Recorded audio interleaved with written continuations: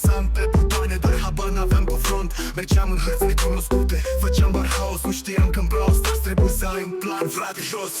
Dar uite-mă acum, am învățat schema de la bossul mare.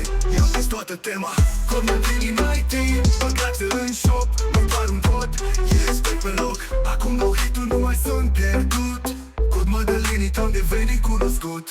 Era un timp când Shelly părea prea grea, acum cu Colt te dau jos fără ezita.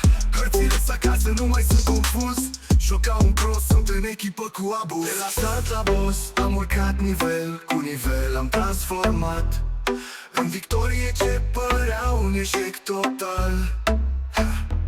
Codul Mădălini ce e succesului meu, acum dau trofee, la fel cum bat un zeu.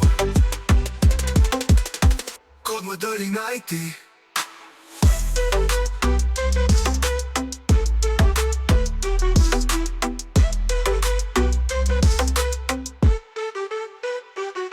Cod Mădălini IT, băgați-l în shop, nu-i doar un cod, e respect pe loc. Acum dau hit-uri, nu mai sunt pierdut, cod Mădălini am devenit cunoscut.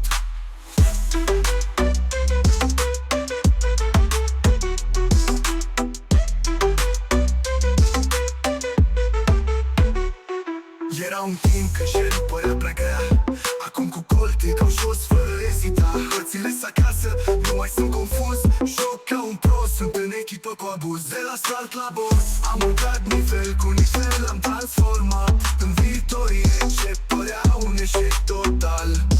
Codul Mădălini te cheia succesului meu, acum dau trofee, la fel cum bate un zeu. Codul Mădălini te cheia succesului meu, acum dau trofee, la fel cum bate un zeu. Codul Mădălini te cheia succesului meu, acum dau trofee, la fel cum bate un zeu.